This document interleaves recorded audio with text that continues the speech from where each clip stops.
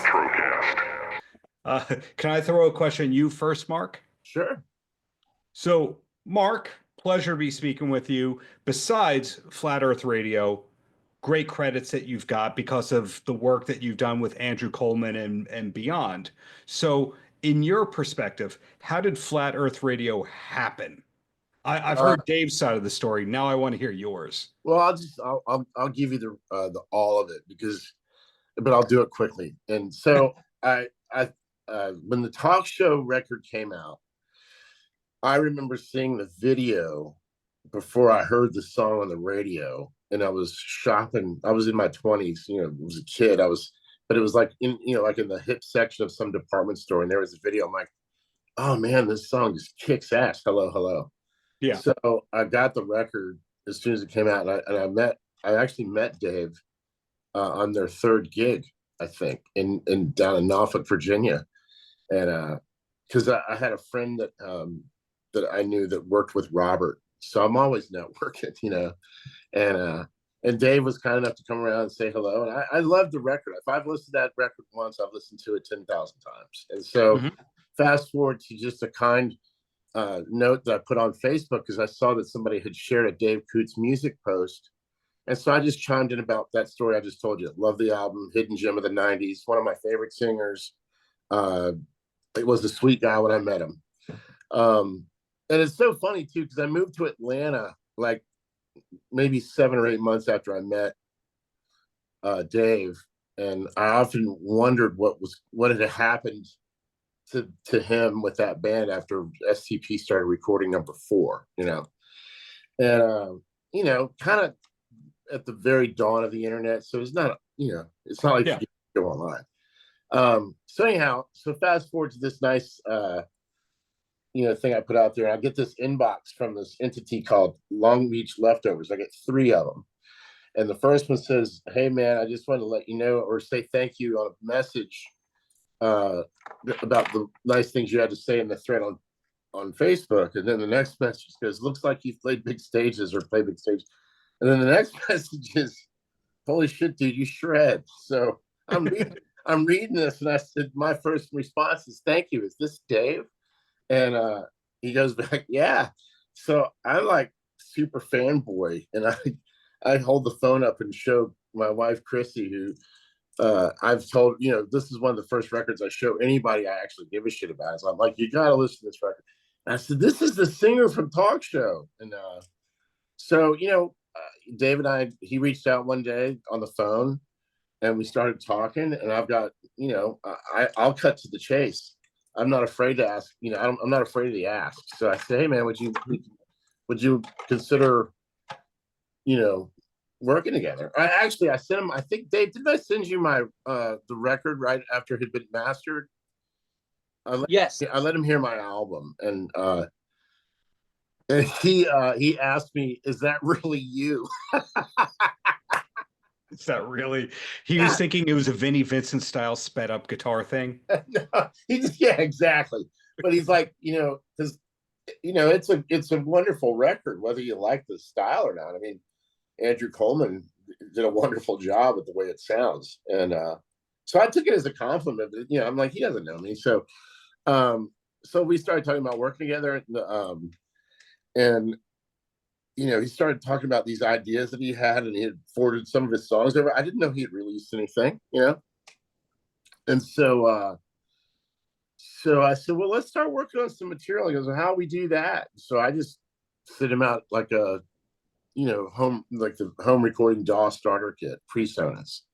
And the learning curve on that, once we got it installed and going, I got to give Dave some credit, man. He got right at it, and he sings in his bedroom with no isolation and headphones, and it doesn't matter that he's not at Ocean Way with a $20,000 microphone. The vocal tone, me and Drew were just freaking out over. It's like, because I told Drew, I'm like, we're gonna need to redo the vocals with this cheap ass mic. He goes, I don't think so. So Dave's got the pipes, so I sent the stuff out, and then we would do this actually. So obviously he's 3 hours behind, and I'd come home from teaching or from sessions or whatever, and we'd get online with FaceTime. I'd open up a session. We'd do a little tutorial on to get him going on his end, and I started laying down these basic ideas that he had. Like, he called me one morning on the way to work, and he's like, "Listen to this, Dunn." He starts humming it, dun dun dun dun dun dun dun dun dun. So I come up in here and I start laying it down. That I think that wound up being a bridge in Hopium, or Alexa. Yeah, Alexa, and so we've done a lot of that, and at the same time, to me, is much or more valuable than the music. I mean, we've become pretty good friends, so it's like there's a kindred spirit friendship, amongst the music, and it's whenever Dave comes, we can flesh out ideas 3,000 miles apart. As good as I mean, I'd rather be in the same room, but as good as if we were in the same room. So Dave, I didn't realize that Alexa was the first, or one of the first things that was written, as opposed to going, this is a single from the batch. Yeah, that's the first one we did, actually. Started humming it on the freeway. Yeah, the first idea in the studio was Dave Carr idea. And the original line was not Alexa, it was Jesus, am I going to hell? Jesus, I'm not feeling too well. Jesus, and then I thought, this is too much. We need to think something else, change that up a little bit, because if you say Jesus that much, you need to pass a hat and get a collection.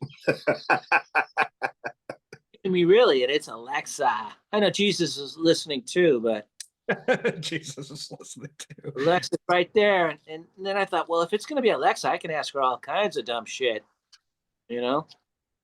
Well, Mark, in talking about you earlier with Dave, Dave also mentioned that you are capable of playing Eruption on acoustic guitar. Is that true? Yeah. Yeah, something like that. Yeah, he could do it on a 12-string.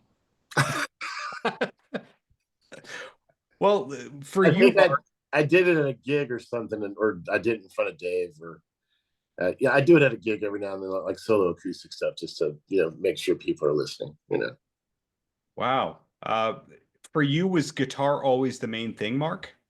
Yeah, but not on purpose. I'm the youngest of five. There was always music stuff lying around the house. So, I mean, we had a piano, and I was strumming the guitar at 6 or 7. It wasn't really a thing, like, because for me, how kids, you had friends growing up that had to go to their piano lesson, and they would dread it. Like, for me, it was never like that. It was like, just pick it up and play. So, half the time my guitar would be lying in the ground outside, because I'd pick it up in between playing whatever else, So, and I picked up violin, took that formally along with guitar, and I played anything with strings, really.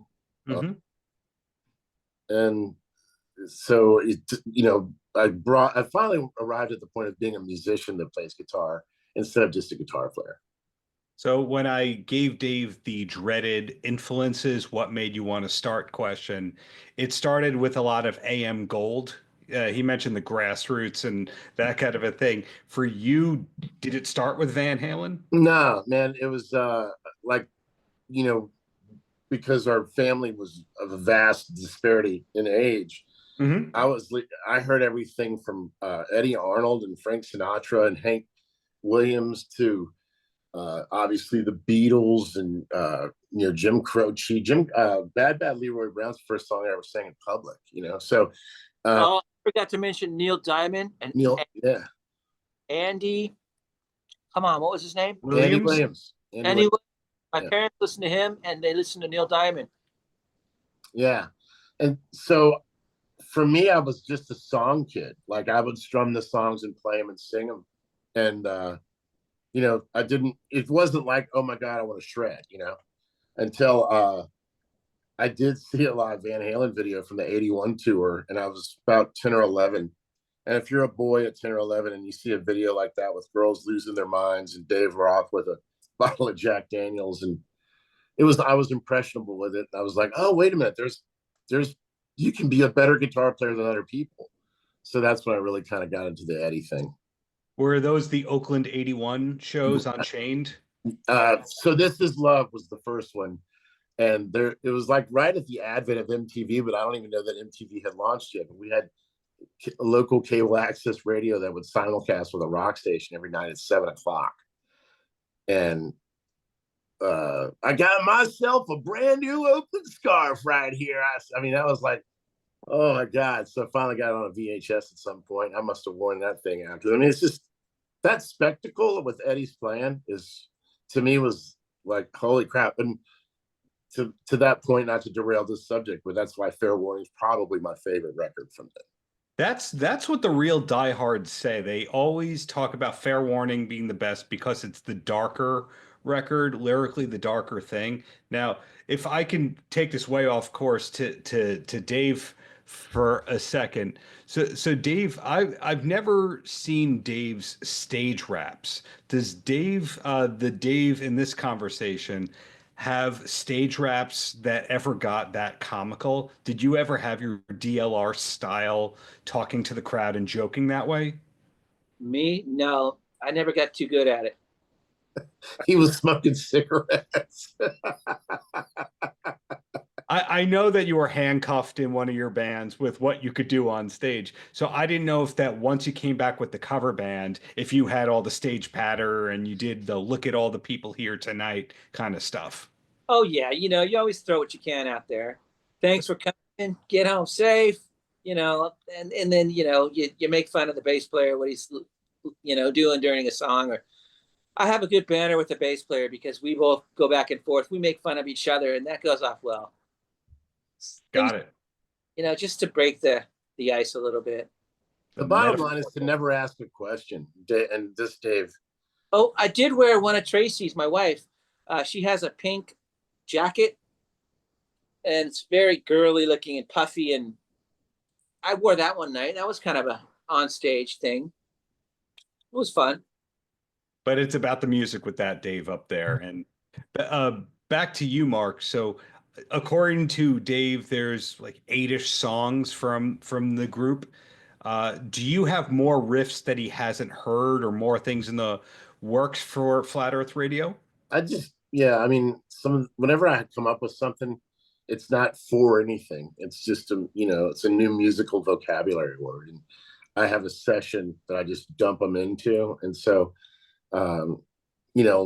I'll throw Dave a couple. When we first started working together, sometimes I hear all the music at once and not necessarily from a vocal perspective. And I was sending him stuff. He's like, holy shit, dude. Like, this is like almost too much information, So like, how sing over that?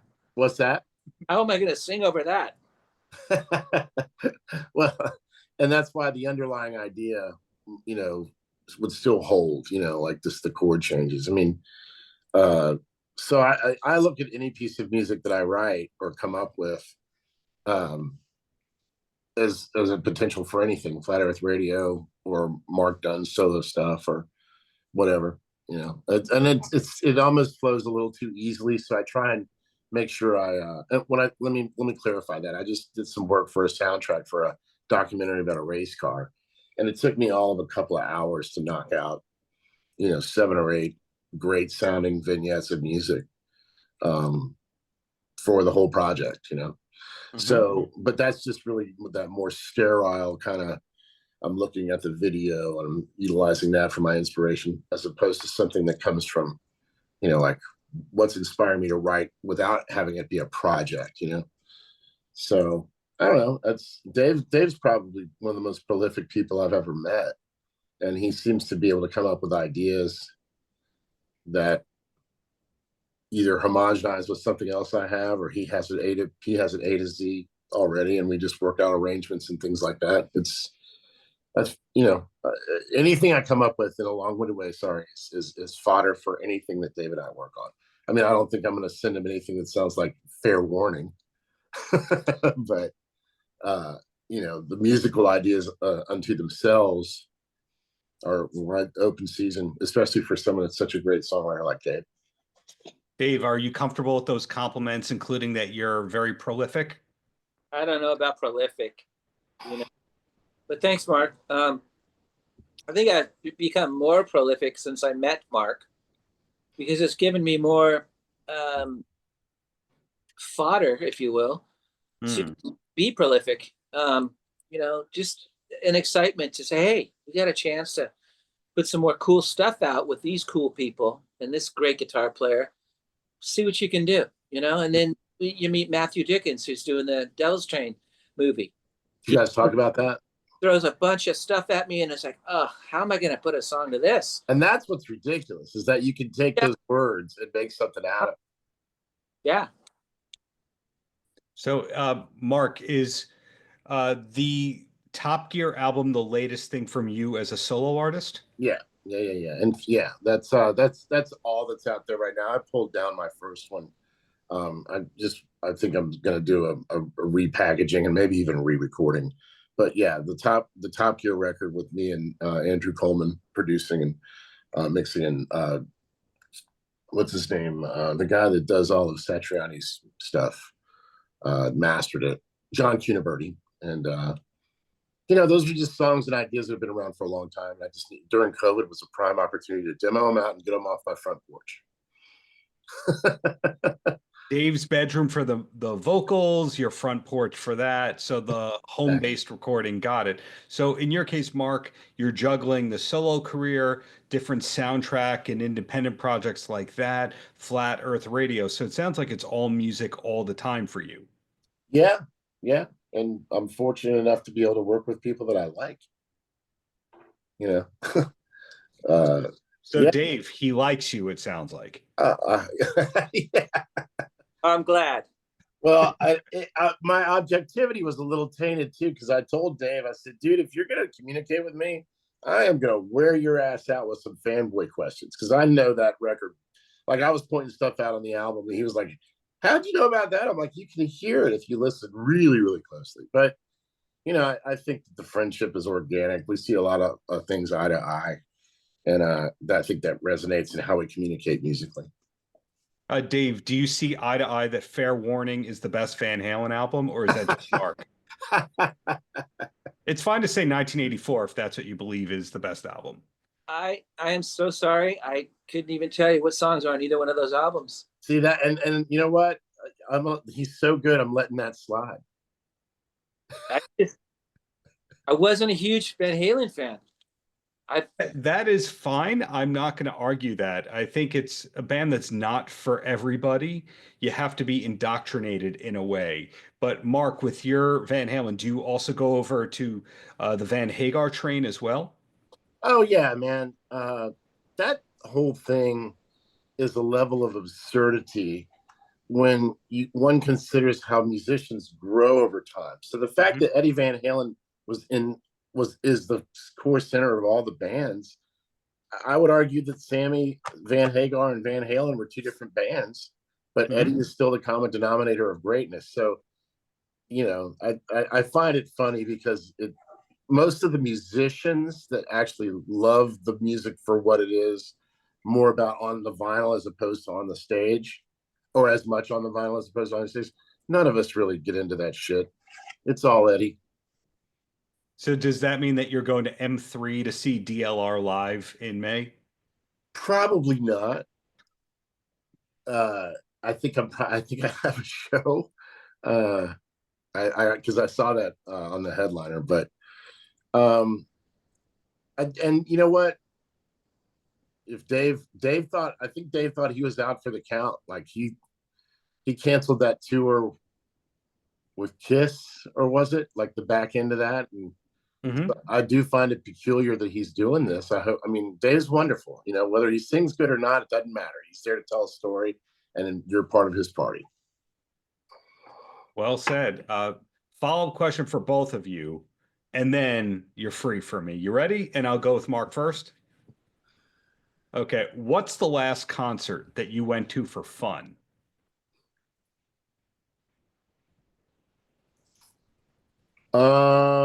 Eric Johnson in September at the Fillmore in Silver Spring, Maryland. Wow. So the guitar guy does go to guitar stuff for fun. Eric's my favorite guitar player. Well said. Yeah. And Dave, that same question to you. Do you remember the last concert that you went to for actual enjoyment?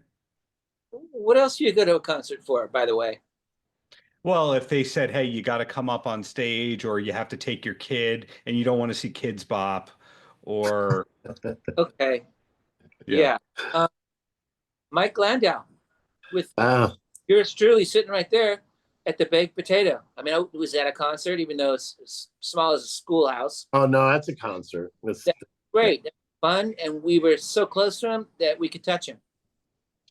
So baked potato, no, pardon my ignorance, isn't that the small LA club where everyone does their lay low gigs Yep. that even though they're not jazz people, they just want to play jazz and that's It's where they can play it? it's not even really jazz. It's everything. Like baked potato is the CBGBs of real monster musicians. In that there's no preconception as to what's going to go on the stage, but it's going to be cool.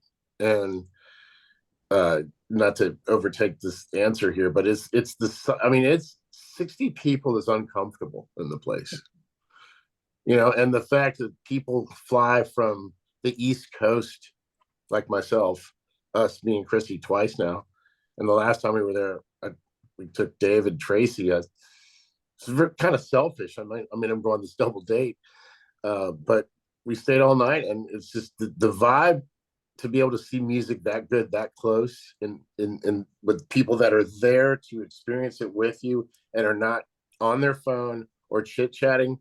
It's all of it. It's not just the band. It's like everything's set right. Like when the band gets dynamically low, the wait staff stops walking around. Yeah, you remember the second set? We stayed for both sets, by the way, Darren. Yeah. He called his wife up to sing a song for each set. And on the second set, he goes, she's going to be a lot better this time. And then he puts his thumb up to his mouth like he's drinking a drink, telling everybody that she's buzzed now. She's really going to go off. So that was funny as hell. Yeah.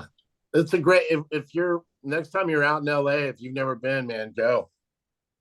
Well, one time when a weird name check, a friend of mine was doing a session that Pete Thomas from Elvis Costello and the Attractions was on, and he was wearing a baked potato shirt, and they were all talking about their aspirations to play the baked potato. So I looked up and I went, it's a Toto kind of club. That's the vibe I get. Well, for sure, that's kind of the where it started to become of note. So no pun. But Larry Carlton had like the house gig there. He was a studio extraordinaire, guitar player, composer, wrote the theme song for Hill Street Blues and all that stuff. Oh, he kind of like handed it to Steve Lukather. Oh, and then because Luke was is younger than Larry Carlton, and Luke used it for the same thing that Larry Carlton did, which was to like it's free. It's free and you're like there's no format. And one night they might be doing Foxy Lady into John Coltrane, who knows? But it was a matter of like really getting your chops together. Entertainment, small place. It's not. And the first time I took Chrissy there, this is funny as shit. I said, and I'm always goofing off and making jokes. I said, all they sell to eat there is potatoes, and she thought I was kidding. And she leans over and goes, all they sell here is potatoes. And I said, remember when I told you all they sell here is potatoes? Anyhow, it's just a great place, man. It looks like your friend's house Thursday, 1981, paneling on the wall, posters and shit. It's really just cool. You've given me some homework to do. Place exposed, I'll go into the very front room where the mixer is. Yeah, and it's smaller than a classroom. It's smaller than a classroom. Baked potato. Well, I hope that when Flat Earth Radio plays live in the near future, it's not at the Baked Potato. It is selfishly here in New York. But in the meantime, looking forward to the full length, looking forward to the soundtrack. Mark, looking forward to more solo music from you. And thank you all for your time. Yes, and can I I want to buy one of your books, and can you sign it for me, please? Paltrocast.